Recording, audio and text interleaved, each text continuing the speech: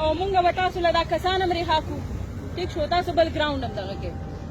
دې زمونږ نه کسان ونیول دلته 8 کسان یې نیولي دي 8 کسان دې سره په کسټډۍ کې دي دې وخت او دې وایي چې زمونږ اختیار نشته نو چې چا سره اختیار نه وي زه هغې سره څه خبره وکړم چې یو کس سره اختیار وي چې د پولیس مشر وایي چې ما سره اختیار نشته نو زه د سره څه خبره وکړم هغه وایي چې دفعه 144 ته چې مونږ جلسه کوو نو دفعه 144 شي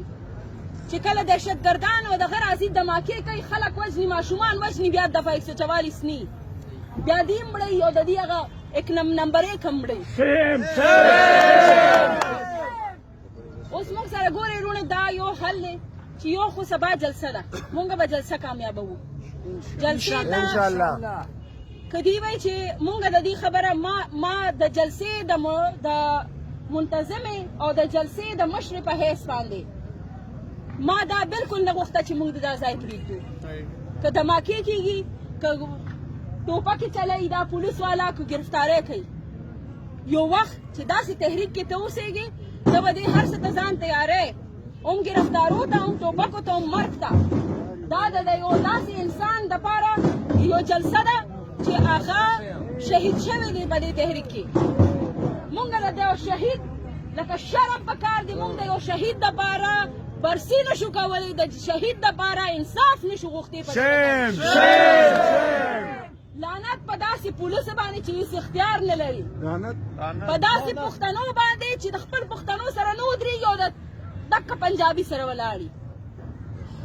او قانون زما دپاره قانون دی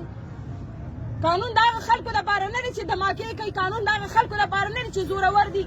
نن زمونږ دا ظلم شوی دی چې زمونږ 8 کسان چې سوله ییز ګرفتار شو او چې چا جنډې روړې کنځلې کولې دیکې یې ورکولې غلطې خبرې کولې غلطې نارې لګولې هغې هېڅوک هم نه دي بوتلی دا فرق دی زمونږ او د دې د دې قانون زمونږ دپاره بدل دی د دې قانون د هغې دپاره بیا ځان ته پښتانه وایي بیا وایي زه قانون فالو کوم نو د قانون چېرته داسې شوي دي چې انصاف د یو سړي دپاره یو شانتي د بل شانتي د بل شانتي د پی ټي ایم دپاره یو شانتي او د پاکستان تحفظ مومنټ دپاره بل شانتي شرم پکار دی دیله اوس مونږ سره صرف یو لاره ده مونږ خپله جلسهګاه ته ځو خپله جلسه کامیابوو خو یو ژمنه به کوو چې دا کم ملګري دا 8 کسان دي که دې اف آی آر دي واپس نه الي پکار ده چې مونږ دې ته ودرېږو دې خبرې دپاره وختي چې مونږ دغه ته روان وو دې مونږ ایثار کړو د یکدود تاڼې مخې ته او د یکدود په تاڼه کې هغه 8 کسان ایثار کړي دي زه وایم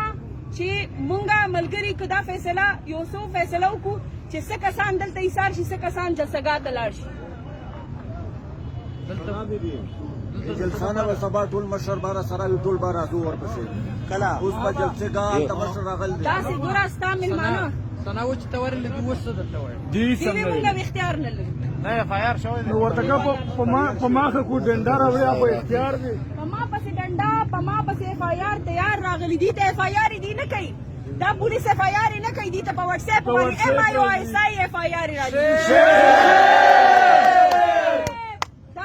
دا هغه واکداران دي ګوره مونږ ورسره سوله ییزه خبره وکړه مونږ د ساره داسې د دې دړکو دغه ته کېناستو کله وایي جومات ته راشه کله وایي تاڼې ته لاړه شه کله وایي چوکۍ ته راشه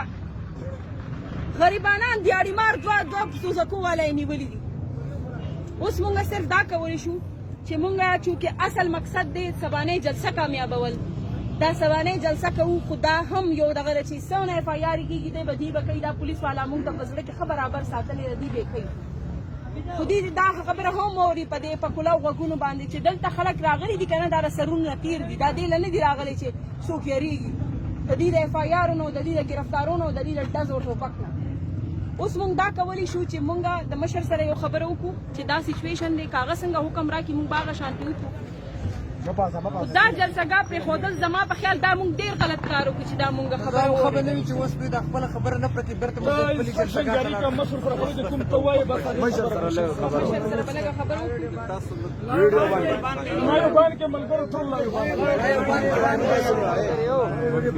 ټول